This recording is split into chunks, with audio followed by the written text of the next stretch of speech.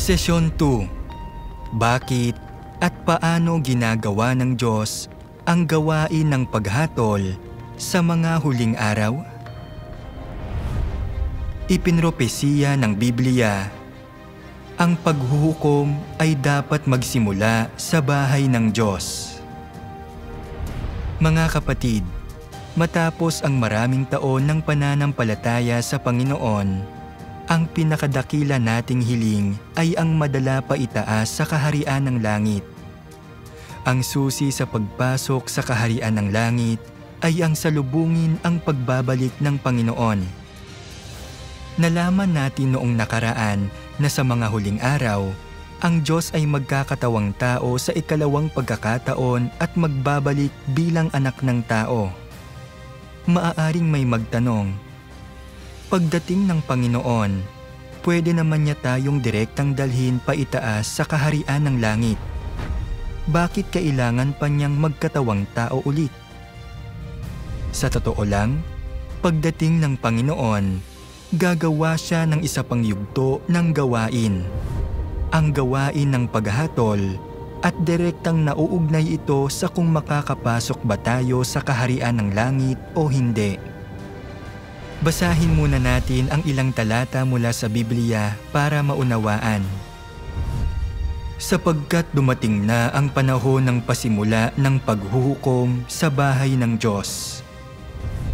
Sapagkat ang Ama'y hindi humahatol sa kaninumang tao, kundi ipinagkaloob niya sa anak ang buong paghatol. At binigyan siya ng awtoridad na humatol sapagkat siya'y anak ng tao. Sapagkat siya'y dumarating upang hatulan ang lupa. Kanyang hahatulan ng katuwiran ang sanlibutan at ng kanyang katotohanan ang mga bayan. Mayroon pa akong maraming bagay na sa inyo ay sasabihin, ngunit ngayon ay hindi ninyo mga titiis. Gayunman ay kung siya, ang Espiritu ng katotohanan ay dumating, ay papatnubayan niya kayo sa buong katotohanan. At kung ang sino mang tao'y nakikinig sa aking mga pananalita at hindi sumasampalataya, ay hindi ko siya hinahatulan, sapagkat hindi ako naparito upang humatol sa sanlibutan, kundi upang iligtas ang sanlibutan. Siya na nagtatakwil sa akin at hindi tumatanggap sa aking mga salita, ay mayroong isang hahatol sa kanya. Ang salitang aking sinalita ay siyang sa kanya'y hahatol sa huling araw. Ipinropesiya ng Panginoong Hesus na sa mga huling araw ay magbabalik siya bilang anak ng tao para ipahayag ang katotohanan at gawin ang gawain ng paghatol. Binabanggit ng Biblia ang gawain ng paghatol ng mahigit 200 beses. Kung gayon, para kanino ang gawain ng paghatol? Para lang ba sa mga walang pananampalataya? Sinasabi sa atin ng Biblia, sapagkat dumating na ang panahon ng pasimula ng paghuhukom sa bahay ng Diyos. Sino ang nasa sambahayan ng Diyos? Kapag binabanggit natin ang sambahayan ng Diyos, tiyak na tumutukoy ito sa mga nananampalataya sa Kanya. Kaya naman, ang paghuhukom ay dapat magsimula sa bahay ng Diyos, ay nangangahulugang nagsisimula ang paghatol sa mga nananampalataya sa Diyos. Ang gawaing ito ay para iligtas ng Diyos ang mga kayang sumalubong sa Kanya at tumanggap sa Kanyang mga salita sa mga huling araw. Hindi ito para hatulan muna ang mga walang pananampalataya. Dahil maraming propesiya sa Biblia na nagsasabing gagawin ng Diyos ang gawain ng paghatol sa mga huling araw, tiyak na ito ay gawaing siguradong tutuparin ng Diyos.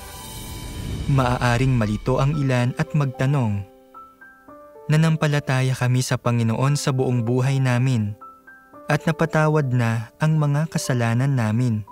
Pagdating ng Panginoon, dapat ay direkta niya kaming dalhin pa itaas sa kaharian ng langit. Bakit kailangan pa ring magsimula ang paghatol sa sambahayan ng Diyos?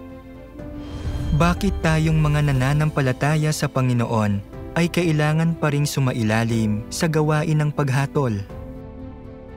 Ang mahalagang tanong na ito ay may kinalaman sa dakilang usapin ng ating kaligtasan at pagpasok sa kaharian ng langit. Kung hindi natin nauunawaan ang kahalagahan ng gawain ng paghatol ng Diyos, mapapalampas natin ang pagkakataong masalubong ang Panginoon at madala pa itaas sa kaharian ng langit. Susunod, magbahaginan tayo tungkol sa paksang ito. Matapos manampalataya sa Panginoon at mapatawad ang ating mga kasalanan, bakit hindi tayo pwedeng direktang pumasok sa kaharian ng langit? Bakit kailangan pa rin gawin ng Diyos ang gawain ng paghatol sa mga huling araw? Ang mga hinihingi sa pagpasok sa kaharian ng langit. Kung gusto nating malaman kung bakit ginagawa ng Diyos ang gawain ng paghatol, dapat muna nating maunawaan kung anong uri ng tao ang makakapasok sa kaharian ng langit. Naniniwala ang ilang tao na makakapasok na tayo sa kaharian ng langit kapag nanampalataya tayo sa Panginoon at napatawad na ang ating mga kasalanan. Basta't nagbabasa tayo ng Biblia, nananalangin at gumagawa ng mabubuting gawa, tiyak na dadalhin tayo ng Panginoon sa kaharian ng langit pagdating niya. Tama ba ang pananaw na ito? Para makapasok sa kaharian ng langit, kailangan muna nating alamin ang mga hinihingi para dito. Ang mga hinihingi sa pagpasok sa kaharian ng langit ay hindi pinagpapasyahan ng tao. Ang Diyos ang namamahala sa mga tarangkahan ng kanyang kaharian. Ang Diyos lang ang may huling salita. Tanging ang mga salita ng Panginoon ang katotohanan, ang daan at ang buhay. Tungkol naman sa kung anong uri ng tao ang makakapasok sa kaharian ng langit, tingnan natin kung ano ang sinasabi ng Biblia. Sinabi ng Panginoong Hesus, "Hindi ang bawat nagsasabi sa akin, 'Panginoon, Panginoon,' ay papasok sa kaharian ng langit, kundi ang gumaganap ng kalooban ng aking Ama na nasa langit.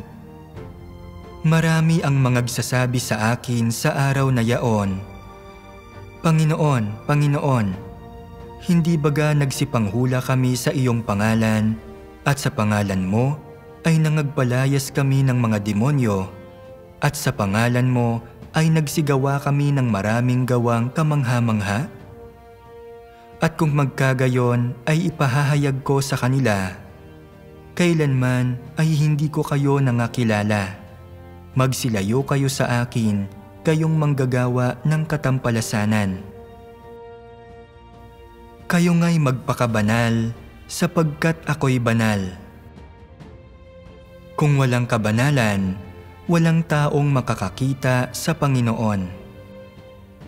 Ayon sa mga salita ng Panginoong Hesus, tanging ang mga nagkakamit ng kabanalan at sumusunod sa kalooban ng Ama sa langit ang makakapasok sa kaharian ng langit. Kung gayon, ano ang ibig sabihin ng pagsunod sa kalooban ng Ama sa langit? Nangangahulugan ito na hindi na nagkakasala ang mga tao, hindi na naghihimagsik o lumalaban sa Diyos, at kaya ng lubusang sundin at isagawa ang mga salita ng Panginoon.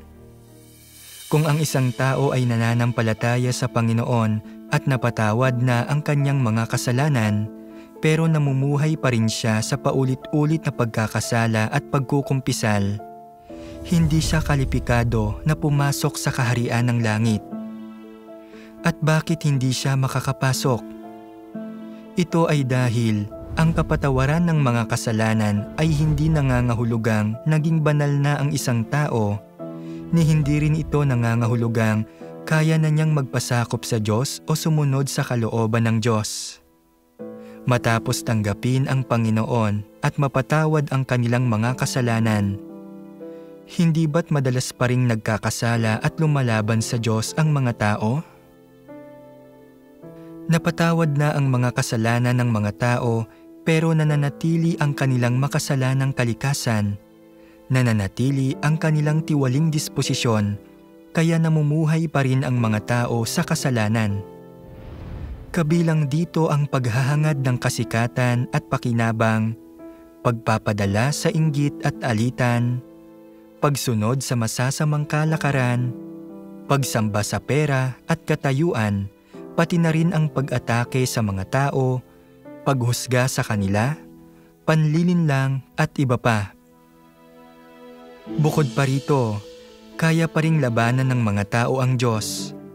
Ang paglabang ito ay naipapakita sa maraming iba't ibang paraan. Pagrereklamo tungkol sa Diyos, pagdududa sa Kanya, paghusga sa Kanya, pagkondena sa Kanya, at maging ang paglapastangan sa Kanya. Lahat ng iyon ay malinaw na mga pagpapahayag ng paglaban sa Diyos.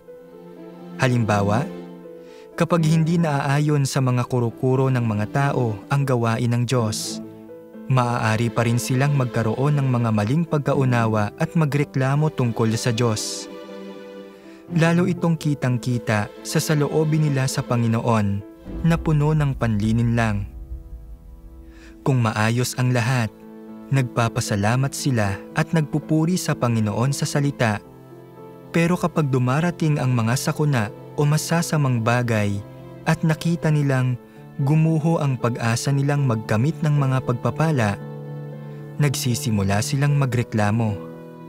Ipinapakita nito na kaya pa ring ipagkanulo at labanan ng mga tao ang Diyos. Bagamat napatawad na ang mga kasalanan ng sangkatauhan, nananatili pa rin silang marumi at tiwali. Pagdating sa kanilang tiwaling diwa, sila ay salungat pa rin sa Diyos. Ang mga taong namumuhay sa masamang siklo ng pagkakasala at pagkukumpisal, ibig sabihin, mga taong namumuhay ayon sa kanilang tiwaling disposisyon, ay hindi karapat-dapat na makita ang mukha ng Diyos. Ni hindi rin sila karapat-dapat na umasa na darating ang Panginoon para direktang dalhin sila paitaas sa kaharian ng langit. Sabi sa Biblia, "Kayo nga'y magpakabanal sapagkat ako'y banal." Kung walang kabanalan, walang taong makakakita sa Panginoon. Para sa mga namumuhay sa kasalanan at nag-iimbot sa mga kalayawan nito, ang pag-asang madala pa itaas sa kaharian ng langit ay talagang isang maluhong pagnanais. Sinabi sa atin ng Panginoong Hesus, "Hindi ang bawat nagsasabi sa akin, 'Panginoon, Panginoon,' ay papasok sa kaharian ng langit, kundi ang gumaganap ng kalooban ng aking Ama na nasa langit." May dalawang kahulugan ang mga salitang ito. Una, hindi lahat ng mananampalataya ay makakapasok sa kaharian ng langit. Iilan lang ang makakapasok at karamihan ay hindi. Ikalawa, ang mga nagpapatuloy sa kasalanan, kahit na araw-araw silang nangungumpisal, nananalangin at nagsisisi, ay hindi makakasunod sa kalooban ng Ama sa langit dahil hindi sila nadalisay at nananatili ang kanilang tiwaling disposisyon. Ang gayong mga tao ay hindi kalipikado na pumasok sa kaharian ng Diyos. Ang umasa na darating ang Panginoon at direktang madala pa itaas sa kaharian ng langit ay mapangaraping pag-iisip lang ng mga tao at isang maluhong pagnanais. Hindi kailanman ipinangako ng Panginoong Hesus ang gayong bagay. Sa makatwid, walang anumang pagdududa na ang mga namumuhay sa kasalanan ay hindi kalipikado na pumasok sa kaharian ng Diyos. Ito ay itinakda ng matuwid at banal na disposisyon ng Diyos gaya mismo ng sinabi ng Panginoong Hesus. Katotohanan sinasabi ko sa inyo, ang bawat nagkakasala ay alipin ng kasalanan, at ang alipin ay hindi nananahan sa bahay magpakailanman. Ang anak ang nananahan magpakailanman. Mga kapatid, pag-isipan natin ngayon ang tanong na ito. Matapos manampalataya sa Panginoon sa loob ng maraming taon at mapatawad ang ating mga kasalanan, nangangahulugan ba ito na kalipikado na tayong direktang dalhin paitaas sa kaharian ng Diyos? A. Hindi, dahil maaari pa rin tayong madalas na magkasala at hindi pa natin nakakamit ang kabanalan. B.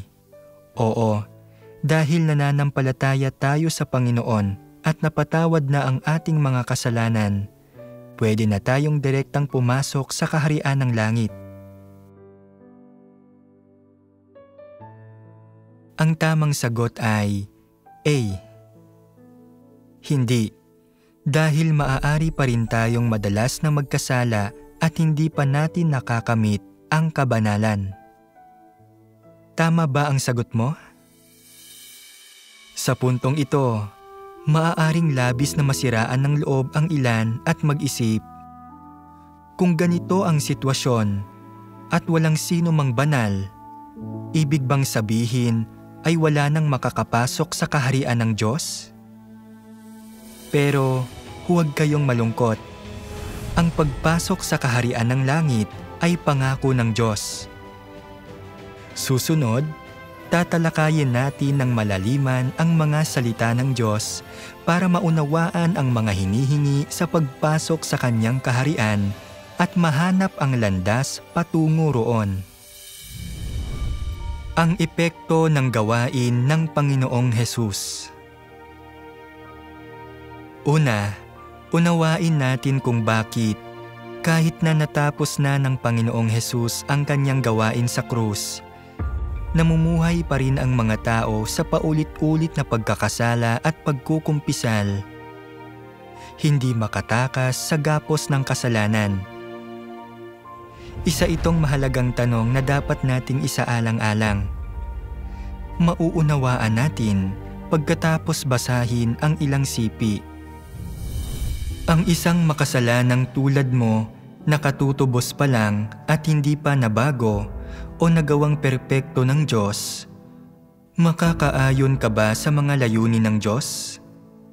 Para sa iyo, na ang dating ikaw pa rin, totoong ikaw ay iniligtas ni Jesus at hindi ka nabibilang sa kasalanan dahil sa pagliligtas ng Diyos, ngunit hindi ito nagpapatunay na ikaw ay walang kasalanan o karumihan. Paano ka magiging banal kung hindi ka pa nababago?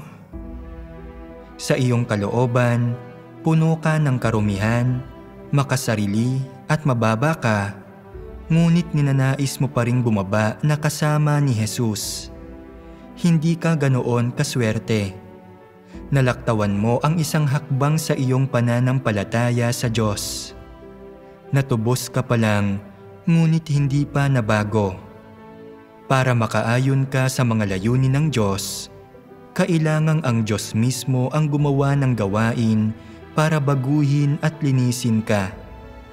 Kung hindi, hindi ka maaaring maging banal dahil ikaw ay natubos lamang. Sa ganitong paraan, hindi ka magiging kalipikado na makibahagi sa magagandang pagpapala ng Diyos dahil nalaktawan mo ang isang hakbang sa gawain ng Diyos na pamamahala sa tao na ang siyang mahalagang hakbang sa pagbabago at pagperpekto. Kaya ikaw, na isang makasalanang katutubos pa lang, ay walang kakayahang direktang manahin ang pamana ng Diyos.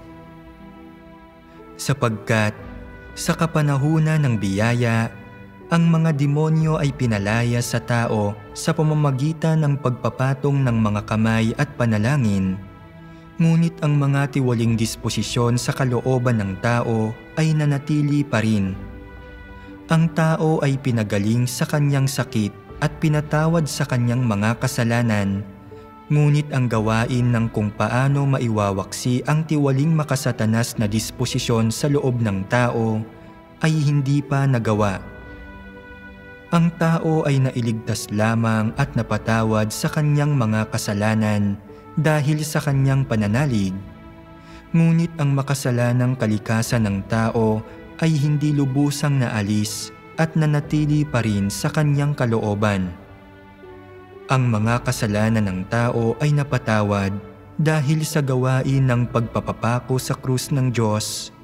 Ngunit ang tao ay patuloy na namuhay sa dati niyang tiwaling makasatanas na disposisyon. Dahil dito, ang tao ay dapat naganap na mailigtas mula sa kanyang tiwaling makasatanas na disposisyon upang ang makasalanang kalikasan ng tao ay maaaring ganap na maiwaksi at hindi na kailanman muling mabubuo at sa gayon ay tinutulutang mabago ang disposisyon ng tao. Mula sa mga salitang ito, malinaw na ang ginawa lang ng Panginoong Hesus ay ang gawain ng pagtubos, pero hindi ang gawain ng pagdadalisay at pagbabago sa mga tao.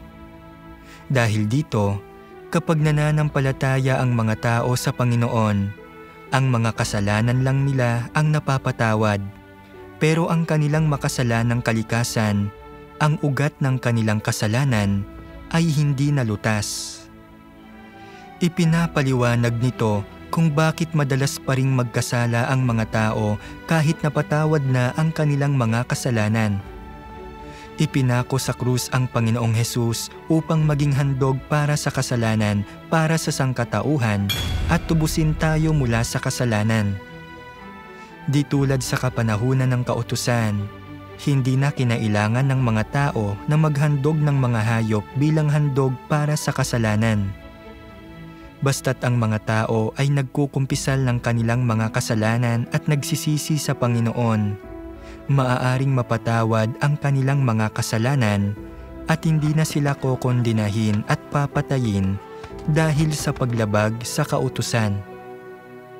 Dahil dito ay nagiging kalipikado sila na lumapit sa Panginoon sa panalangin at tamasahin ang kapayapaan, kagalakan at masaganang biyayang ipinagkakaloob niya. At iyan ang tunay na kahulugan ng maligtas. Sa makatwid, ang maligtas ng pananalig ay tumutukoy lamang sa pagpapatawad ng mga kasalanan at sa hindi na pagiging hinahatulan at pinapatay ayon sa kautusan. Gayunpaman, hindi ito nangangahulugan na hindi na nagkakasala ang mga tao, lalo nang hindi ito nangangahulugan na nalinis na ang kanilang makasalanang kalikasan. Isaalang-alang natin ang isang analohiya. Isang magnanakaw ang nahuli matapos magnakaw. Dahil sa pagmamahal, nagbayad ang kanyang ama para tubusin siya. Gayunpaman, hindi nito ginagarantiya na hindi na siya muling magnanakaw sa iba. Masasabi lang na hindi na siya kinokondena ng batas pero nananatili pa rin ang kanyang kalikasang magnakaw. Kapag nabigyan ng angkop na pagkakataon, malamang nasusubukan niyang magnakaw ulit. Ang pagnanakaw ay isang panlabas na kilos, isang pagpapahayag ng tiwaling kalikasan sa loob na may tendensiyang magnakaw. Sa makatwid, ang makasalanan at tiwaling kalikasang ito ay ang ugat ng kasalanan ng mga tao at ang mga makasalanang gawa ay nagmumula sa ugat na ito. Kung hindi mapupuksa ang makasalanang kalikasan, hindi kailanman titigil ang masasamang pag-uugali. Para itong pagtatabas ng damo. Kung hindi mo huhukayin ang mga ugat, tutubo ulit ang mga ito. Gaano mo man kadalas tabasan ang mga ito. Ganoon din sa pagkakasala ng mga tao.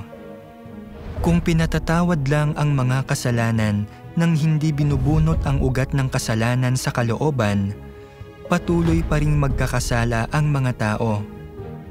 Kung gayon, ano itong ugat ng kasalanan? Tumutukoy ito sa satanikong kalikasan at mga satanikong lason sa kalooban ng mga tao. Ang kalikasan ni Satanas ay nailalarawan sa pagkamakasarili, kayabangan, pagiging baliko, panlilinlang, kabuktutan, kasakiman, pagmamagaling at labis na pagpapahalaga sa sarili. Ang mga ito ay mga tiwaling disposisyon. Halimbawa, kapag nakataya ang mga personal na interes o reputasyon, nahihirapan ang mga taong isagawa ang mga salita ng Panginoon. Dahil sa takot na maliitin o hamakin sila ng iba kapag nagsabi ng totoo, kaya nagsisinungaling sila at nanlilinlang. Ito ang makasariling, tiwaling kalikasan sa kalooban ng tao na gumagana. Gayon din, kapag nakakakita ng iba na mas magaling, hindi sila mapalagay at nagkakaroon ng masamang hangarin. Ito ang mainggiting tiwaling kalikasan sa kalooban ng mga tao. Ang inggit ay maaaring humantong sa mga negatibong pag-uugali tulad ng pangmamaliit, panghuhusga, at panghahamak sa iba. Ang kayabangan ay isa ring satanikong disposisyon. Maaari nitong dominahin ang mga tao na nagiging sanhi ng pagtataas at pagpapatotoo nila sa kanilang sarili at humihingi ng pagpapasakop mula sa iba tulad ng ginagawa ni Satanas. Ang mapagmataas na kalikasan ay maaari ding humantong sa pagsuway sa salita ng Diyos, pagkikimkim ng mga kuro-kuro tungkol sa Diyos, at maging sa pagkakanulo sa Kanya.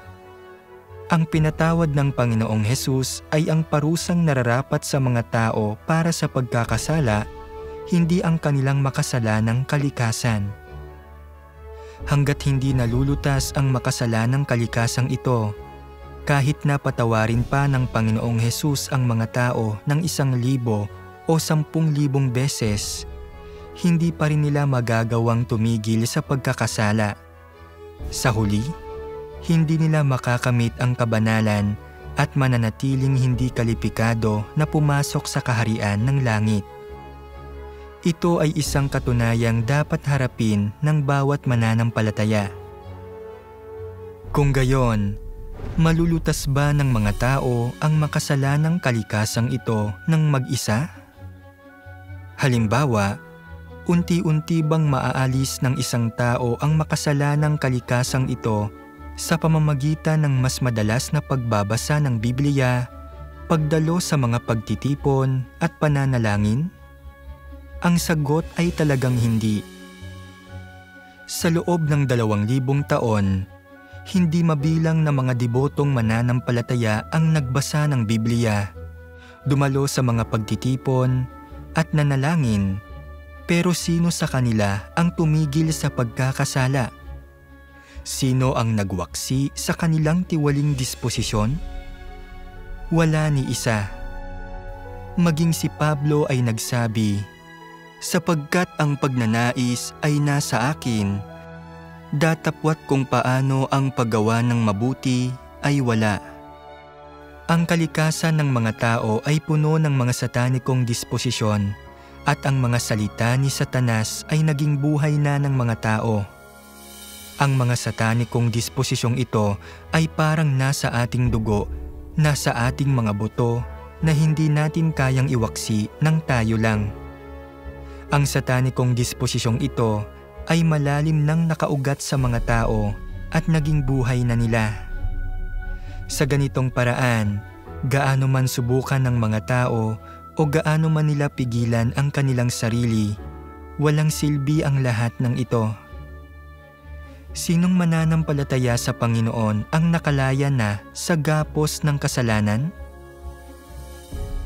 Hindi ba't lahat sila ay nasadlak sa paulit-ulit na pagkakasala at pagkukumpisal, namumuhay sa kasalanan at nagkakandahirap, nakikitang imposibleng makalaya sila kahit pa tumatangis at nananalangin sila sa Panginoon?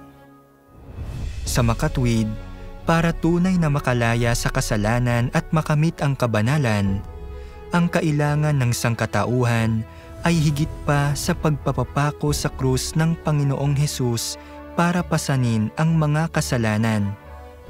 Kailangan din natin na personal na magbalik ang Panginoong Hesus upang alisin ang makasalanang kalikasan sa ating kalooban at lubusan tayong baguhin at dalisayin. Saka lamang tayo magkakamit ng kabanalan at magiging kalipikado na pumasok sa kaharian ng langit. Sa pagtanggap lamang sa paghatol ng Diyos sa mga huling araw, madadalisay ang isang tao at makakapasok sa kaharian ng langit. Kung gayon, paano nga ba tayo tunay na makakalaya sa kasalanan at madadala ng Diyos sa kaharian ng langit?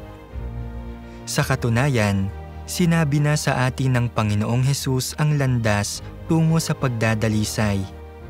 Basahin natin ang ilang talata sa Biblia para maunawaan ito. Sapagkat dumating na ang panahon ng pasimula ng paghuhukom sa bahay ng Diyos. Mayroon pa akong maraming bagay na sa inyo ay sasabihin, ngunit ngayon ay hindi ninyo mga titiis. Gayunman ay kung siya, ang Espiritu ng katotohanan ay dumating, ay papatnubayan niya kayo sa buong katotohanan. Gawin mo silang banal sa pamamagitan ng iyong katotohanan. Ang salita mo'y katotohanan. At kung ang sino mang tao'y nakikinig sa aking mga pananalita at hindi sumasampalataya, ay hindi ko siya hinahatulan, sapagkat hindi ako naparito upang humatol sa sanlibutan, kundi upang iligtas ang sanlibutan. Siya na nagtatakwil sa akin at hindi tumatanggap sa aking mga salita, ay mayroong isang hahatol sa kanya. Ang salitang aking sinalita ay siyang sa kanya'y hahatol sa huling araw. Sa mga huling araw, gagawa ang Diyos ng isa pang yugto ng gawain, ang paghatol na nagsisimula sa sambahayan ng Diyos. Ito ay para iligtas ang mga taos-pusong sumasampalataya sa Panginoon at sumasalubong sa kanyang pagbabalik. Sinasabi sa mga kasulatan, gawin mo silang banal sa pamamagitan ng iyong katotohanan. Ang salita mo'y katotohanan. At ang salitang aking sinalita ay siyang sa kanya'y hahatol sa huling araw. Nangangahulugan ito na isasagawa ng Diyos ang gawain ng paghatol sa pamamagitan ng pagpapahayag ng katotohanan sa pamamagitan ng kanyang mga salita. Gagabayan niya ang mga tao na makaunawa at pumasok sa lahat ng katotohanan gamit ang mga katotohanan ito para hatulan at dalisayin tayo. Ang layunin ay lubusang alisin ang ating makasalanang kalikasan mula sa kalooban, binibigyang kakayahan ang mga tao na lubusang makalaya sa kasalanan, makawala sa impluwensya ni Satanas, at magtamo ng ganap na kaligtasan. Maaaring ibang-iba ito sa nasa imahinasyon ng maraming tao, hindi ba? Kapag nababanggit ang paghatol, madalas na iniisip ng mga tao ang pagkondena at kaparusahan. Naniniwala sila na pagbalik ng Panginoon, hahatulan niya si Satanas, ang mga dyablo, ang mga gumagawa ng masama, at ang mga lumalaban sa Diyos. Kaya kapag sinasabi sa atin ng mga kasulatan na ang paghatol ay dapat magsimula sa sambahayan ng Diyos, nangangahulugan ba iyon na kokondinahin at parurusahan tayo? Sa totoo lang, hindi ito tulad ng nasa imahinasyon ng mga tao. Tingnan natin ang mga sumusunod na kasulatan para maunawaan.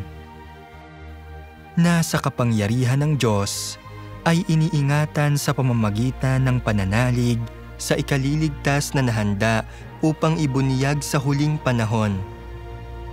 Ay gayon din naman si Kristo na inihandog na minsan upang dalhin ang mga kasalanan ng marami. Sa ikalaway, pakikita na hiwalay sa kasalanan sa ikaliligtas ng mga nagsisipaghintay sa Kanya. Sapagkat kapag nasa lupa ang iyong mga kahatulan, ay nangatututo ng katuwiran ang mga nananahan sa sanlibutan. Sinasabi sa mga kasulatan, sa ikaliligtas na nahanda upang ibunyag sa huling panahon. At sa ikalaway pakikita na hiwalay sa kasalanan, sa ikaliligtas ng mga nagsisipaghintay sa Kanya. Malinaw na ipinapahiwatig ng mga talatang ito na kapag bumalik ang Panginoon sa mga huling araw, magdadala siya ng isa pang bahagi ng Kanyang pagliligtas. Ang kaligtasang ito ay tumutukoy sa gawain ng paghatol sa pamamagitan ng mga salita na gagawin ng Diyos pagbalik niya sa mga huling araw.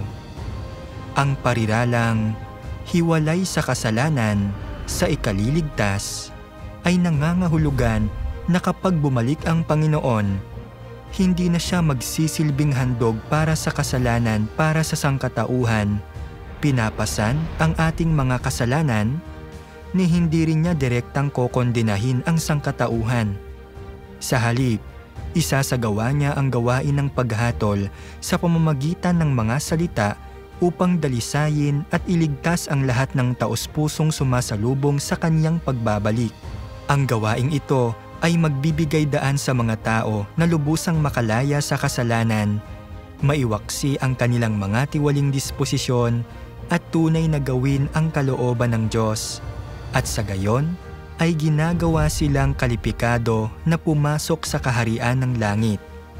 Mula rito, makikita natin na ang paghatol ng Diyos sa pamamagitan ng mga salita sa mga huling araw ay hindi pagkondena at kaparusahan. Sa kabaligtaran, ang gawain ng paghatol ng Diyos sa mga huling araw ay ang pinakamahalaga at pinakaimportanteng yugto sa kanyang gawain ng pagliligtas sa sangkatauhan. Ito ang nagtatakda kung makakapasok ba ang mga tao sa kaharian ng langit. Kung mapapalampas ng mga tao ang mahalagang yugtong ito ng gawain at hindi nila tatanggapin ang paghatol ng Diyos sa mga huling araw, hindi sila madadalisay. Kung gayon, magiging walang saysay ang lahat ng kanilang pagsisikap sa pananampalataya sa Diyos at susuko sa kalagitnaan, magiging habang buhay silang hindi kalipikado na pumasok sa kaharian ng Diyos at ang kanilang pananalig sa Diyos ay ituturing na isang ganap na kabiguan. Talagang habang buhay na pagsisisihan iyon. Basahin natin ang isa pang sipi para mas lalo tayong malinawan dito.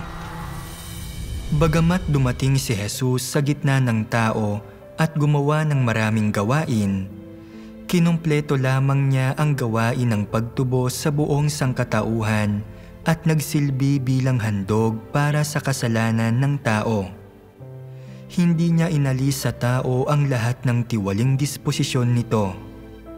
Ang lubos na pagliligtas sa tao mula sa impluwensya ni Satanas ay hindi lamang nangailangan na si Jesus ay maging handog para sa kasalanan at pasanin ang mga kasalanan ng tao, kundi kinailangan din ng Diyos na gumawa ng mas dakila pang gawain upang ganap na alisin sa tao ang kanyang disposisyon na ginawang tiwali ni Satanas. Kaya, pagkatapos mapatawad ang tao sa mga kasalanan nito, nagbalik na ang Diyos sa katawang tao upang akayin ang tao tungo sa bagong kapanahunan at sinimulan niya ang gawain ng pagkastigo at paghatol. Ang gawaing ito ay naghatid sa tao sa isang mas mataas na antas. Lahat ng nagpapasakop sa kanyang kapamahalaan ay magtatamasa ng mas mataas na katotohanan at tatanggap ng mas malalaking pagpapala. Tunay silang mabubuhay sa liwanag at makakamit nila ang katotohanan, ang daan at ang buhay. Ang gawain ng Panginoong Hesus ay ang gawain ng pagtubos. Hanggat nananampalataya tayo sa Kanya, napapatawad ang ating mga kasalanan. Gayunpaman, dahil hindi nalinis ang ating makasalanang kalikasan, hindi pa rin natin magawang tumigil sa pagkakasala at patuloy tayong namumuhay sa kasalanan. Kaya naman, sa mga huling araw, dapat nating tanggapin ang gawain ng paghatol. Sa pamamagitan ng gawaing ito, malilinis ang ating makasalanang kalikasan. Hindi na tayo magagapos ng kasalanan at makakatigil na sa pagkakasala. Saka lamang tayo magkakamit ng tunay na kalayaan at makakapasok sa kaharian ng Diyos. Hindi ba't isa itong mas mataas na dako? Iyon ang dahilan kung bakit napakahalaga ng gawain ng paghatol, dahil ito ang tanging landas para makapasok sa kaharian ng langit. Kung hindi tatanggapin ng isang tao ang gawain ng paghatol ng Diyos, hindi siya kailanman makakapasok sa kaharian ng Diyos kahit pa manampalataya siya sa Panginoon sa buong buhay niya. Mga kapatid, isaalang-alang natin ngayon ang isang tanong. Kung tatanggapin lang natin ang pagtubos ng Panginoong Hesus at hindi ang gawain ng paghatol ng Diyos sa mga huling araw, makakapasok ba tayo sa kaharian ng langit? A. Hindi. Pinatawad lang ng gawain ng Panginoong Hesus ang ating mga kasalanan. Hindi nito inalis ang ugat ng kasalanan sa kalooban natin. Kailangang bumalik ang Diyos para gawin ang gawain ng paghatol upang linisin tayo at saka lang tayo magkakaroon ng pagkakataong makapasok sa kaharian ng Diyos. B. Nananampalataya tayo sa Panginoong Hesus at napatawad na ang ating mga kasalanan. Pagbalik ng Panginoon, makakapasok tayo ng direkta sa kaharian ng langit. Ang tamang sagot ay A. Hindi. Pinatawad lang ng gawain ng Panginoong Hesus ang ating mga kasalanan. Hindi nito inalis ang ugat ng kasalanan sa kalooban natin. Kailangang bumalik ang Diyos para gawin ang gawain ng paghatol upang linisin tayo at saka lang tayo magkakaroon ng pagkakataong makapasok sa kaharian ng Diyos. Tama ba ang sagot mo?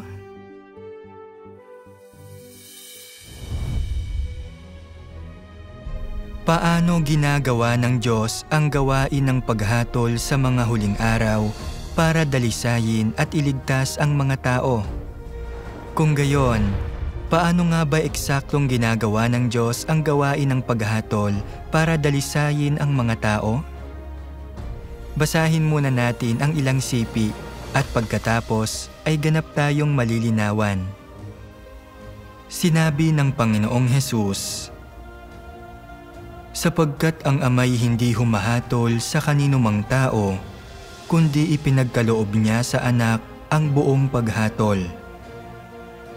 At binigyan siya ng awtoridad na humatol sapagkat siya'y anak ng tao.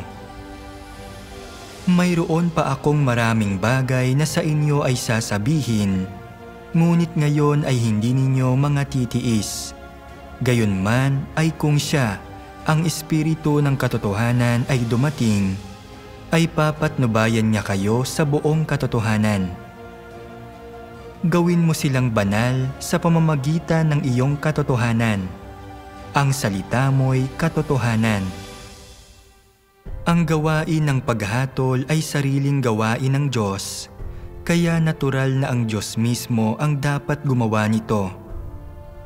Hindi ito maaaring gawin ng tao para sa Kanya, sapagkat ang paghatol ay ang paglupig sa lahi ng tao sa pamamagitan ng katotohanan. Walang pag-aadinlangan na magpapakita pa rin ang Diyos bilang nagkatawang taong imahe upang gawin ang gawain ito sa mga tao. Ibig sabihin, gagamitin ng Kristo ng mga huling araw ang katotohanan upang turuan ang mga tao sa buong mundo at ipaalam ang lahat ng katotohanan sa kanila. Ito ang gawain ng paghatol ng Diyos. Ang Kristo ng mga huling araw ay gumagamit ng iba't ibang katotohanan para maturuan ang tao, para ilantad ang diwa ng tao at himayin ang kanyang mga salita at gawa. Ang mga salitang ito ay binubuo ng iba't ibang katotohanan gaya ng tungkulin ng tao, paano dapat magpasakop ang tao sa Diyos, paano dapat maging tapat ang tao sa Diyos, paano dapat isabuhay ng tao ang normal na pagkatao, gayon din ang karunungan at disposisyon ng Diyos at iba pa. Ang mga salitang ito ay nakatuon lahat sa diwa ng tao at sa kanyang tiwaling disposisyon. Partikular na, yaong mga salitang naglalantad kung paano tinatanggihan ng tao ang Diyos ay sinasabi patungkol sa kung paano ang tao ay isang pagsasakatawan ni Satanas at isang puwersa ng kaaway laban sa Diyos. Sa pagsasakatuparan ng kanyang gawain ng paghatol, hindi lamang basta nililinaw ng Diyos ang kalikasan ng tao sa iilang salita lamang. Inilalantad at pinupungusan niya ng pangmatagalan. Ang lahat ng ganitong mga pamamaraan ng paglalantad at pagpupungos ay hindi maaaring mahalinhan ng mga ordinaryong salita, kundi ng katotohanang hindi man lang taglay ng tao. Ang ganitong klaseng mga pamamaraan lamang ang matatawag na paghatol. Sa pamamagitan lamang ng ganitong uri ng paghatol, masusupil ang tao at makukumbinsi ng gusto tungkol sa Diyos. At bukod pa riyan, ay makamtan ang tunay na pagkakilala sa Diyos. Ang idinudulot ng gawain ng paghatol ay ang pagkaunawa ng tao sa tunay na mukha ng Diyos at sa katotohanan tungkol sa kanyang sariling paghihimagsik. Ang gawain ng paghatol ay nagbibigay daan sa tao na magkamit ng malawak na pagkaunawa sa mga layunin ng Diyos, sa layunin ng gawain ng Diyos at sa mga hiwagang hindi niya maunawaan. Tinutulutan din ito ang tao na makilala at malaman ang kanyang tiwaling diwa at ang mga ugat ng kanyang katiwalian, gayon din para matuklasan ang kapangitan ng tao. Ang mga epektong ito ay bunga lahat ng gawain ng paghatol, sapagkat ang diwa ng gawaing ito ay ang mismong gawain ng pagbubukas ng katotohanan, ng daan, at ng buhay ng Diyos sa lahat ng may pananalig sa Kanya. Ang gawaing ito ay ang gawain ng paghatol na ginagawa ng Diyos. Pagkatapos basahin ang mga siping ito, malinaw na sa mga huling araw, ang Diyos ay nagkakatawang tao bilang anak ng tao para ipahayag ang katotohanan at gawin ang gawain ng paghatol. Inilalantad ng gawaing ito ang iba't ibang satanikong disposisyon ng mga tao at ang iba't ibang maling kaisipan at pananaw na ikinintal ni Satanas sa mga tao. Bawat salita mula sa Diyos ay may taglay na awtoridad at tanging Diyos ang makasisiyasat sa kaibuturan ng puso ng tao. Inilalantad ang bawat pagpapamalas ng ating tiwaling kalikasan, ang ating kayabangan, panlilinlang at kabuktutan. Ibinubunyag ng mga salitang ito ang mga nakatagong motibo sa likod ng pananampalataya ng mga tao sa Diyos at ang mga makasariling intensyon na nag-uudyok sa mga kilos ng mga tao na nakatago sa kaibuturan ng kanilang puso. Sa harap ng gayong lubusang paglalantad sa kanilang sariling kapangitan at karumihan, labis na nahihiya ang mga tao at pakiramdam nila na hindi sila karapat-dapat na tumayo sa harap ng Diyos. Ito ang sandali kung kailan nagsisimulang tunay na manabik ang mga tao na maunawaan at makamit ang katotohanan. Habang isinasagawa ng mga tao ang katotohanan, natututo silang magpasakop sa Diyos, at kapag nauunawaan na ng mga tao ang katotohanan at kaya nang mamuhay ayon sa mga salita ng Diyos, magsisimulang magbago ang kanilang buhay disposisyon. Ang kanilang mga satanikong disposisyon ay maiwawaksi, maaalis at malilinis. Pupuksain ang mga bagay na ito mula sa kanilang puso. Saka lamang magkakaroon ng pag-asa ang mga tao na madalisay, nagiging mga taong nagpapasakop sa Diyos ng walang paglaban, at sa huli ay madadala sa Kanyang kaharian. Ito ang proseso ng pagiging dinadalisay sa pamamagitan ng mga salita ng Diyos.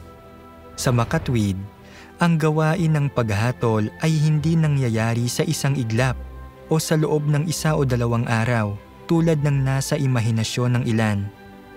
Sa mga huling araw, ang Diyos mismo ay magkakatawang tao para magpahayag ng maraming salita upang gawin ang gawain ng paghatol gamit ang mga salita para ilantad ang katiwalian ng mga tao at ipakita sa kanila ang landas para iwaksi ang kanilang tiwaling disposisyon. Ang prosesong ito ng pagkakatawang tao ng Diyos para gawin ang gawain ng paghatol ay ang mismong proseso ng pagpapahayag ng katotohanan. Hinahayaan nito ang mga tao na pagnilayan at kilalanin ang kanilang sarili ayon sa mga salita ng Diyos. Sa gayon, ay iwinawaksi ang kanilang tiwaling disposisyon at nagagawang tunay na magpasakop at sumamba sa Diyos, nagiging mga taong lubos na iniligtas ng Diyos. Sa diwa, kapag nagbalik ang Panginoon sa katawang tao para ipahayag ang katotohanan, gagawin niya ang gawain ng paghatol para iligtas ang mga tao. Kung hindi tatanggapin ng mga tao ang katotohanang ipinapahayag niya o pinakikinggan ang kanyang tinig, hinding-hindi nila kailanman masasalubong ang Panginoon. Kailangang gawin ng Diyos ang gawaing ito dahil ang buong tiwaling sangkatauhan ay may kalikasang lumalaban sa Kanya. Ang tiwaling disposisyong ito ang ugat ng paghihimagsik ng mga tao laban sa Diyos. At ito ang pinakamahirap lutasin. Malulutas lamang ito sa pamamagitan ng paghatol at pagkastigo ng mga salita ng Diyos, kasama ng mga pagsubok at pagpipino.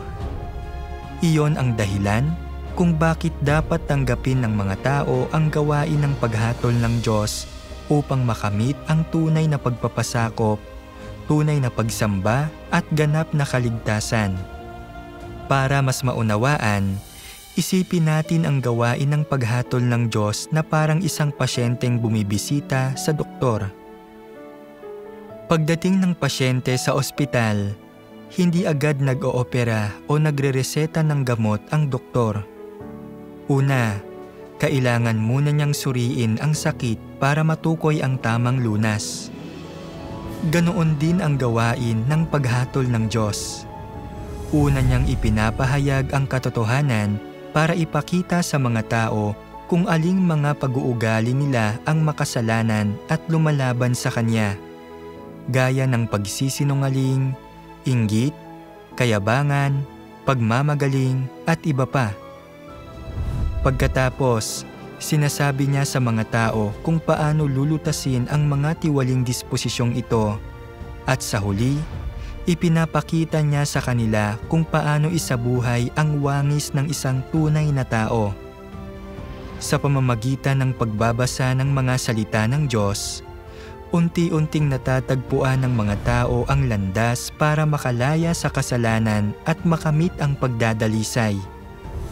Ang proseso ng paghatol ng Diyos ay tulad lang ng paggagamot ng doktor sa isang pasyente.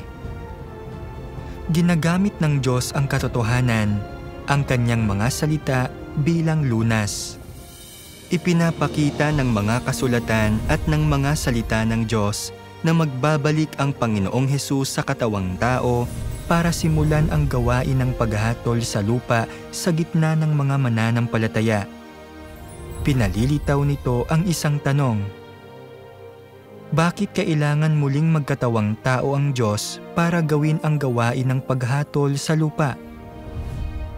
Sa pamamagitan lang ng pagkakatawang tao at pagparito sa lupa, magkakaroon ang Diyos ng tunay, konkretong pakikisalamuha sa mga tao, makakausap sila at maibabahagi ang katotohanan sa kanila anumang oras, saan man, inilalantad at inahatulan ang mga tao ayon sa mga tiwaling disposisyong ibinubunyag nila at para diligan, pastulan, at suportahan ang mga tao ayon sa kanilang mga pangangailangan. Ibinibigay sa mga tao ang malilinaw na layunin at hinihingi ng Diyos. Nagbibigay daan ito sa mga tao na marinig ng sarili nilang mga tainga ang mga salita ng Diyos para tunay na maunawaan ang mga katotohanang ipinapahayag niya. Hindi ba't ito ang pinakamabisang paraan para magkamit ang mga tao ng katotohanan at kaligtasan? Higit pa rito, kapag ang Diyos ay nagkakatawang tao bilang isang ordinaryo at normal na tao, maaari bang magkaroon ng mga kuro-kuro ang mga tao? Maaari ba silang maghimagsik? Oo naman. Kapag nilalabanan ng mga tao ang tila normal na taong ito, kahit na wala silang sabihin at subukan nilang itago ito, nakikita ng Diyos ang nilalaman ng kanilang puso at direkta at tumpak niyang ilalantad kung ano ang nakatago sa kalooban ng mga tao.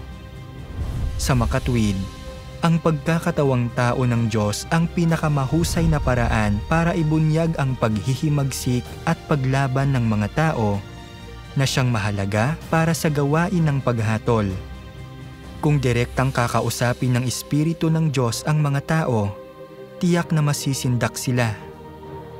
Paano pa maibubukas ng mga tao ang kanilang puso sa Diyos at makikipag-usap sa Kanya? Paano pa mauunawaan ng mga tao ang katotohanan? Sa presensya ng Espiritu, sino ang mangangahas na maging mapaghimagsik o mapanlaban? Wala ni isa. Manginginig ang mga tao, magpapatira pa sa lupa sa takot.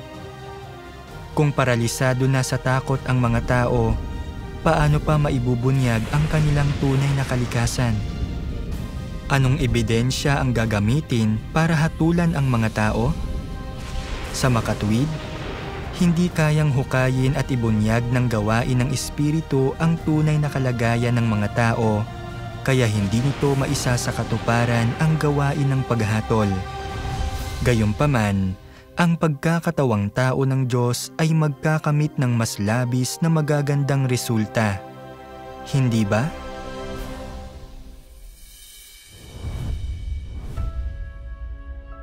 Kung gayon, saan mahahanap ng mga tao ang mga katotohanang gagamitin ng Diyos para sa paghatol sa mga huling araw? Nasa Biblia na ba ang mga ito o magsasalita ba ang Diyos ng mga bagong salita? Para masagot ito, tingnan natin kung ano ang sinabi sa atin ng Panginoong Hesus. Sinabi ng Panginoong Hesus, "Mayroon pa akong maraming bagay na sa inyo ay sasabihin, ngunit ngayon ay hindi ninyo mga titiis. Gayunman ay kung siya, ang Espiritu ng katotohanan ay dumating, ay papatnubayan niya kayo sa buong katotohanan." Nang sabihin ng Panginoong Hesus, "Mayroon pa akong maraming bagay na sa inyo ay sasabihin," nilinaw niya na ang mga salitang ipapahayag niya sa kanyang pagbabalik ay mga salitang hindi pa niya nasasabi dati, mga salitang hindi pa naririnig ng mga tao. Paanong ang gayong mga salita ay pauna ng maitatala sa Biblia? Mga kapatid, isaalang-alang natin ang tanong na ito. Sa mga huling araw, anong mga salita ang gagamitin ng Panginoon para hatulan at dalisayin tayo? A.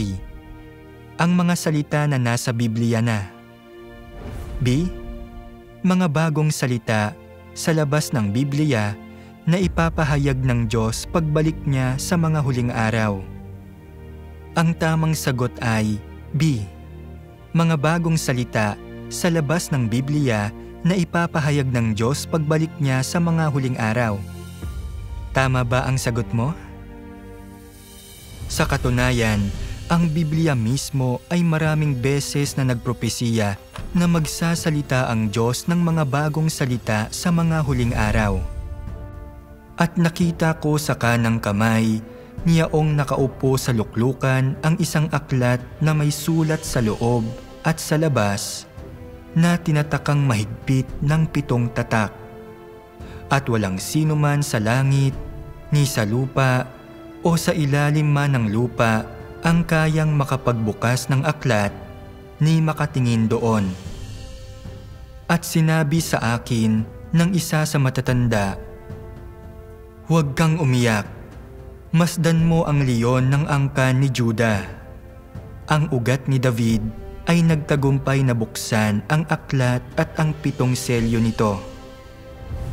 Ngunit ikaw, o Daniel, isara mo ang mga salita at tatakan mo ang aklat hanggang sa panahon ng kawakasan.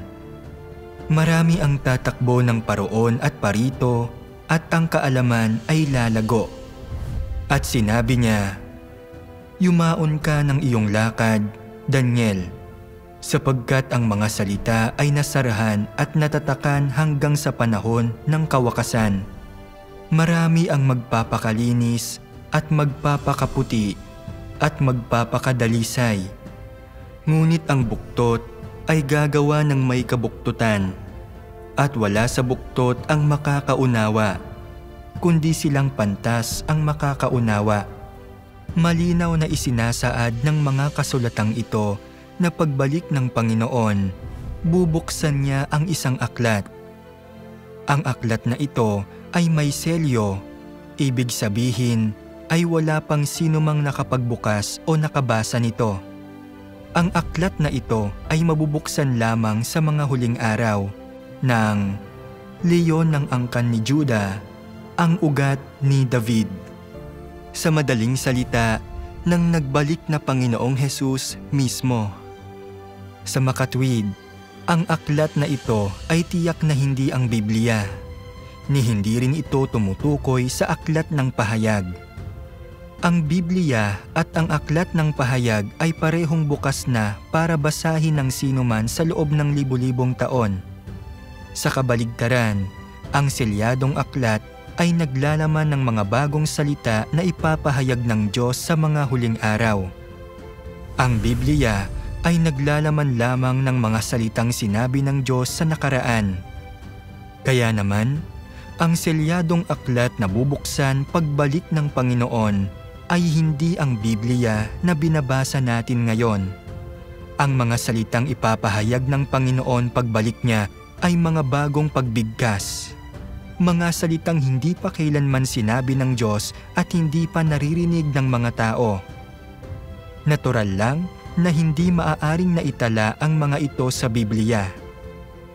Sa makatwid, pagbalik ng Panginoong Hesus sa mga huling araw, magpapahayag siya ng mga bagong salita, bubuksan ang selyadong aklat at gagawin ang gawain ng paghatol para dalisayin tayo. Dapat maging malinaw dahil dito na ang landas patungo sa kaharian ng langit ay totoo at praktikal. Hindi ito simpleng usapin lang ng pagpapatawad sa mga kasalanan at pagkatapos ay direktang dadalhin pa itaas sa kaharian. Ito ay mapangarapin na pag-iisip at malayo sa realidad. Kung nais ng mga taong madala sa kaharian ng langit, ang pinakamahalagang hakbang ay ang tanggapin ang paghatol at pagkastigo ng Diyos. Hanapin ang mga bagong salita na ipinapahayag ng Diyos sa mga huling araw at isagawa ang mga ito. Sa ganitong paraan lamang malilinis ang kanilang mga tiwaling disposisyon at magiging mga taong tunay na sumusunod sa kalooban ng Diyos. Saka lamang sila magiging kalipikado na tumanggap ng mga pangako ng Diyos at makapasok sa Kanyang kaharian.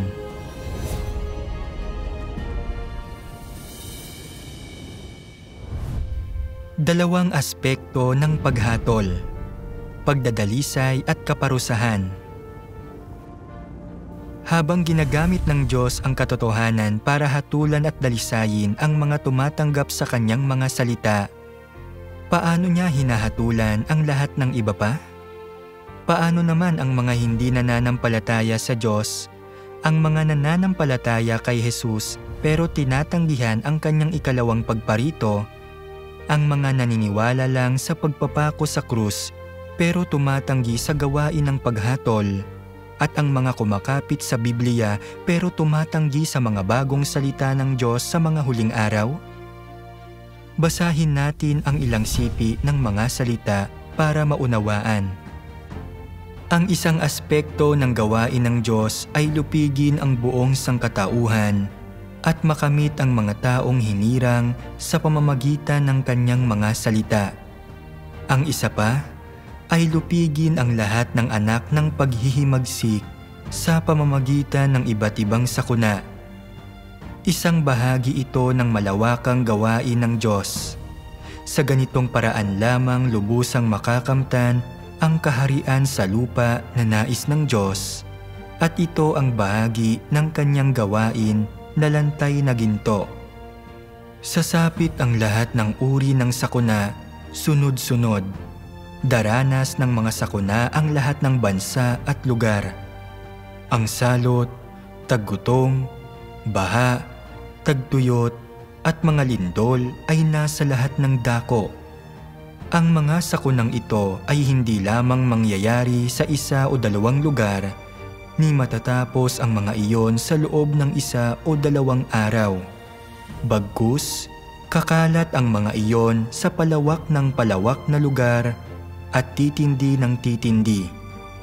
Sa loob ng panahong ito, lilitaw ng sunod-sunod ang lahat ng uri ng mga salot na insekto at mangyayari ang kababalaghan ng kanibalismo sa lahat ng dako.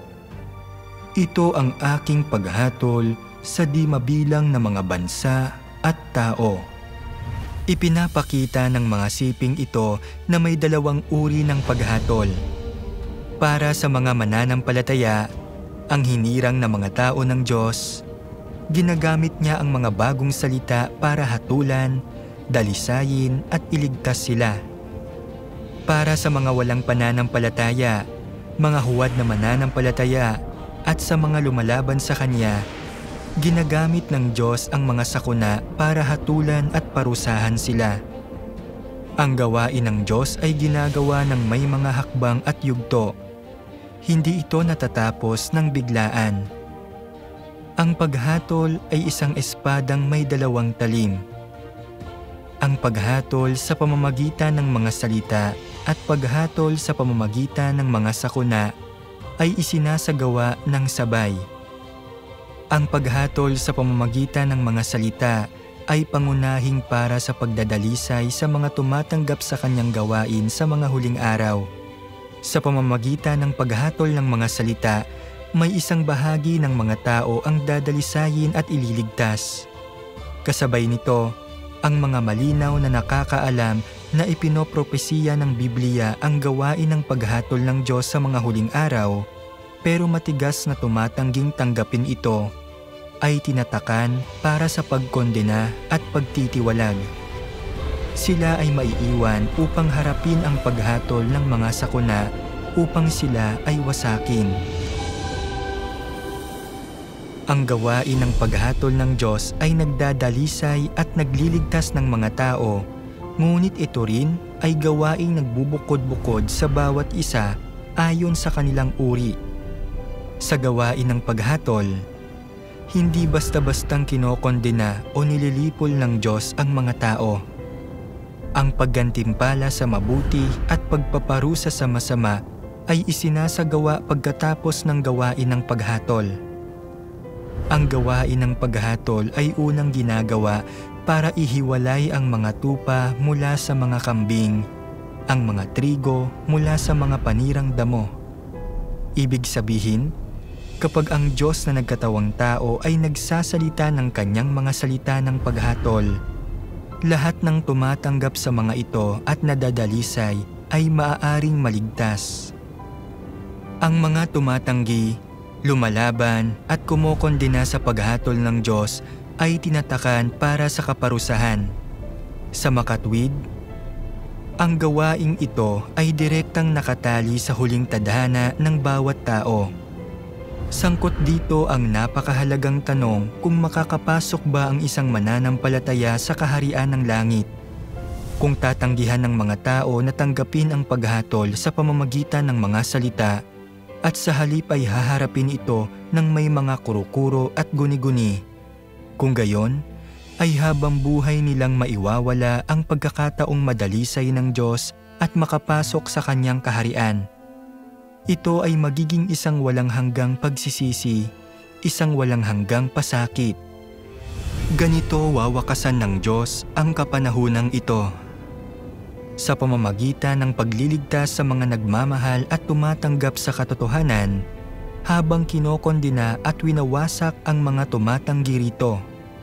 Ito ang gawain ng paghatol. Ang mga kahihinatnan ng pagtanggi sa paghatol. Sinasabi ng ilang pastor, tayo na nananampalataya sa Panginoon ay nailigtas na sa pamamagitan ng pananalig. Nilinis na ng mahalagang dugo ng Panginoong Hesus ang ating mga kasalanan. Hanggat nagbabasa tayo ng Biblia, nananalangin at dumadalo sa mga pagtitipon, makakapasok tayo sa kaharian ng langit. Hindi natin kailangan ng isa pang yugto ng gawain ng paghatol mula sa Panginoon. Sapat na ang Biblia. Hindi natin kailangan na magpahayag ang Diyos ng mga bagong salita sa mga huling araw para dalisayin tayo. Ngunit, umaayon ba ang pahayag na ito sa realidad? Sinabi ba kailanman ng Panginoong Hesus na sapat na ang maligtas sa pamamagitan ng pananalig para makapasok sa kaharian? Malinaw na ipinopropesiya ng Biblia. Sapagkat dumating na ang panahon ng pasimula ng paghuhukom sa bahay ng Diyos. Sa kabila ng pagkaalam na ipinopropesiya ng Biblia ang gawaing ito, itinatanggi pa rin ito ng ilang pastor. Tunay ba silang naniniwala sa Biblia? Ang pagsasagawa ng Diyos ng gawain ng paghatol sa mga huling araw ay batay sa propesiya sa Biblia. Kung nauunawaan nila ang mga kasulatan, dapat nilang maunawaan ang kahalagahan ng propesiyang ito. Sa makatwid, sa ating pananalig, hindi tayo dapat bulag na sumunod sa mga turo ng tao, bagkus ay sumandig sa mga salita ng Panginoong Hesus. Kung hindi naaayon sa mga salita ng Panginoon ang sinasabi ng isang tao, hindi tayo dapat makinig.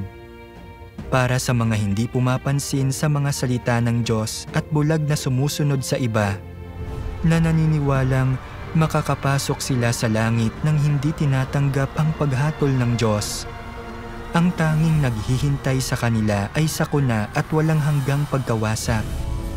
Ang gawain ng paghatol ang pinakamahalagang yugto sa gawain ng Diyos ng pagliligtas sa sangkatauhan. Sa pagtanggap lamang nito maaaring maging isang mananagumpay ang isang tao bago ang mga sakuna at magkaroon ng bahagi sa kaharian ng langit. Sa pamamagitan lamang ng pagdana sa paghatol at pagkastigo ng mga salita ng Diyos, makikilala ng mga tao ang kanilang sariling kalikasang diwa at satanikong disposisyon. Makikita ang matuwid at banal na disposisyon ng Diyos. Unti-unting mauunawaan at makakamit ang katotohanan at madadalisay ang kanilang satanikong disposisyon. Ito ang tanging landas tungo sa kaligtasan at sa kaharian ng langit. Kung tatanggihan ng mga tao ang gawain ng paghatol ng Diyos sa mga huling araw, hinding-hindi nila makakamit ang katotohanan, hinding-hindi makakalaya sa gapos ng kasalanan, at hinding-hindi magiging kalipikado na pumasok sa kaharian ng Diyos. Kahit gaano pa karami ang nagawa nilang gawain, gaano man sila nagdusa, o anuman ang halagang binayaran nila, hindi nila makakamit ang pagsang-ayon ng Panginoon. Pinipili ng mga tao ang sarili nilang landas sa kanilang pananalig. Hindi pinipilit ng Diyos ang sinuman. Pero dapat nating maunawaan ito. Kapag ang Diyos ay nagkatawang tao at pumarito sa lupa para ipahayag ang katotohanan upang hatulan at dalisayin ang mga tao, kung hindi ito tatanggapin ng mga tao, huli na ang lahat kapag nakita nila ang Panginoon na bumababa sa isang ulap. Sa panahong iyon, Tapos na ang gawain ng paghatol at gagantimpalaan na ng Diyos ang mabubuti at parurusahan ang mga buktot. Sa oras na iyon, kahit palamunin ng pagsisisi ang mga tao, hindi na uulitin ng Diyos ang gawaing ito para sa kanila. Kapag pinalampas ng mga tao ang paghatol sa pamamagitan ng mga salita na ginawa ng Diyos na nagkatawang tao sa mga huling araw, habang buhay na nila itong pinalampas. Ang disposisyon ng Diyos ay walang awa sa sino mang hindi nakakasabay sa kanyang gawain.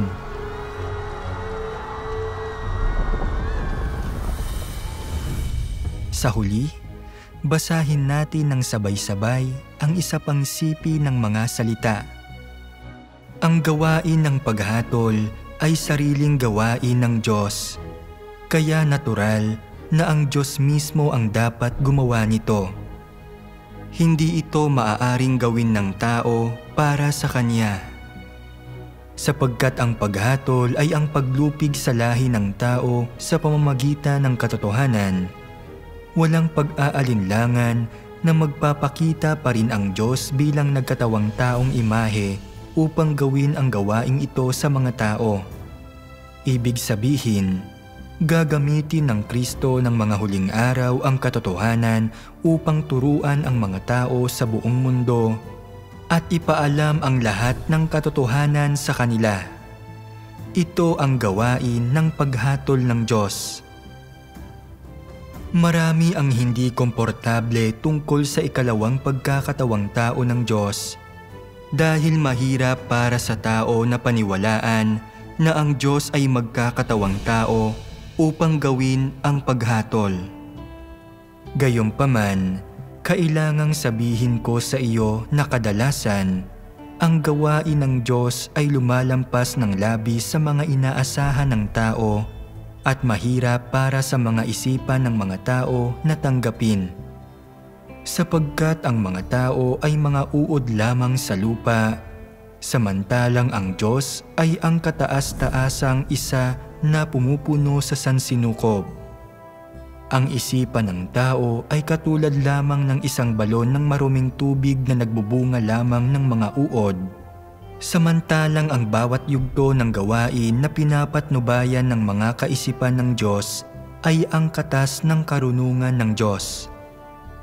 Palaging hinahangad ng tao na makipaglaban sa Diyos, kung saan ay sinasabi ko na hayag kung sino ang magdurusa ng kawalan sa katapusan. Hinihikayat ko kayong lahat na huwag ninyong ipalagay ang inyong mga sarili na mas mahalaga kaysa ginto. Kung kaya ng iba na tanggapin ang paghatol ng Diyos, bakit hindi mo kaya? Gaano ka na ba kataas kaysa sa iba? Kung kaya ng iba na magyuko ng ulo sa harap ng katotohanan, bakit hindi mo rin magawa ang ganoon? Ang gawain ng Diyos ay mayroong hindi mahahadlangang pagsulong. Hindi na niya uulitin ang gawain ng paghatol dahil lang sa kontribusyon na nagawa mo at labis kang magsisisi dahil pinalagpas mo ang gayon kagandang pagkakataon. Kung hindi mo pinaniniwalaan ang aking mga salita, kung gayon, ay maghintay ka na lamang sa malaking puting luklukan sa langit na magpasa ng paghatol sa iyo. Kailangang malaman mo na lahat ng Israelita ay tinanggihan at itinatwa si Jesus.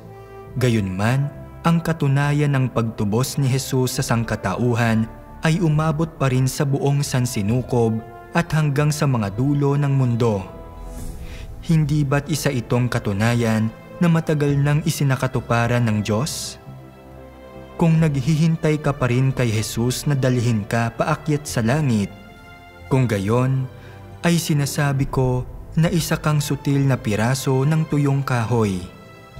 Hindi kikilalanin ni Jesus ang isang huwad na tagasunod na kagaya mo, na hindi tapat sa katotohanan at naghahangad lamang ng mga biyaya. Sa kabaligtaran, hindi siya magpapakita ng awa sa paghahagi sa iyo sa lawa ng apoy upang masunog sa loob ng 10,000 taon.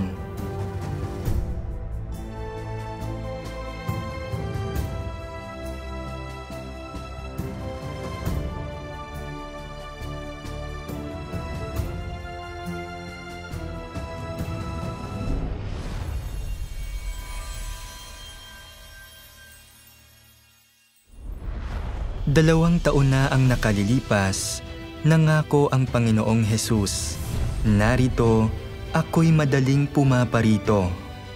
Nagpropesiya rin siya, sapagkat magsisitindig ang bansa laban sa bansa at ang kaharian laban sa kaharian, at magkakagutom at lilindol sa iba't ibang dako. Ngayon, matapos ang 2,000 taon ng pananabik at paghihintay, narito na ang mga palatandaan ng mga huling araw at papalapit na ang mundo sa huling yugto nito. Sa buong mundo, ang mga sakuna ay nangyayari sa lahat ng dako at lalo pang tumitindi. Ang mga lindol ay sumasalanta ng walang babala, ang mga tagtuyot ay nagpapatuyo ng lupa, tinatangay ng mga pagbaha ang mga tahanan at buhay, at ginagawang abo ng naglalagablab na mga wildfire ang mga kagubatan at bayan. Samantala, ang mga pandemya ay nananatili sa loob ng maraming taon at ang mga digmaan ay patuloy na sumisiklab at tumitindi. Ito na ang kritikal na panahon para sa pagbabalik ng Panginoon. Handa ka na bang salubungin ang kanyang pagbabalik? Nais mo bang maging mga matatalinong dalaga, handang tanggapin ang kasintahang lalaki? Sinabi ng Panginoong Hesus, "Dinirinig ng aking mga tupa ang aking tinig." Gusto mo bang matutunan kung paano makikilala ang tinig ng Diyos at hindi mapapalampas ang kanyang pagbabalik? Nais mo bang magkaroon ng karunungan upang makilatis ang tunay na Kristo sa huwad? Pagdating ng Panginoon, gusto nating lahat na makapasok sa kaharian ng Diyos. Ngunit ano ang mga kondisyon para makapasok sa kaharian ng Diyos? Mahigit sa 200 beses na ipinropesiya sa Biblia ang paghatol na naghihintay sa bawat isa sa atin. Paano hahatulan ng Diyos ang mga mananampalataya at walang pananampalataya? Ano ang kaugnayan sa pagitan ng paghatol at ng ating huling hantungan? Mula sa simula hanggang ngayon, ang Diyos ay nakikipaglaban kay Satanas upang iligtas ang sangkatauhan ng hakbang-hakbang mula sa kasalanan. May nakapagsabi na ba sa iyo na ang Diyos ay may 6,000 taong plano ng pamamahala upang iligtas ang sangkatauhan? Paano tatapusin ng Diyos ang kanyang plano ng pamamahala at dadalhin tayo sa isang magandang destinasyon? Ito ay hindi lamang isang karaniwang pag-aaral ng Biblia. Ihahayag namin ang lahat ng mga lihim na ito na hindi mo pa naririnig. Dito, mas marami kang matututunan kaysa sa itinuro sa iyo sa simbahan. Dito, makakahanap ka ng kanlungan sa panahon ng malalaking kalamidad. Dito, malalaman mo kung paano isa sa katuparan ng Diyos ang kanyang kaharian sa lupa. Papalapit na ang araw ng Panginoon. Sa mga panahong tulad nito, ang pag-aalinlangan ay maaaring nakamamatay. Walang sino mang nag-akala na ang kahapon na iyon na pala ang kanilang huli. Nakakalungkot makita na marami ang may mga plano para sa bukas na hindi na naisakatuparan. Hindi na mabilang ang mga taong nawalan ng buhay bago pa man nila nagawang hanapin ang katotohanan. Para sa atin na buhay pa hanggang ngayon, may pagkakataon pa ring marinig ang tinig ng Diyos. Hindi natin alam kung ano ang mangyayari bukas, ngunit alam ng Diyos. At binibigyan kanya ng daan palabas. Isang daan tungo sa buhay, tungo sa kapayapaan, tungo sa kanyang kaharian. Halika, habang may oras pa. Ang aming libreng pag-aaral ng Biblia ay isinasagawa online araw-araw. Tuwing 2 p.m. at 7:30 p.m. Philippine Time, available sa lahat ng online platform, kabilang ang Facebook Messenger, YouTube at iba pa. o tumawag sa amin sa 0910-703-2766 para malaman ang karagdagang mga detalye.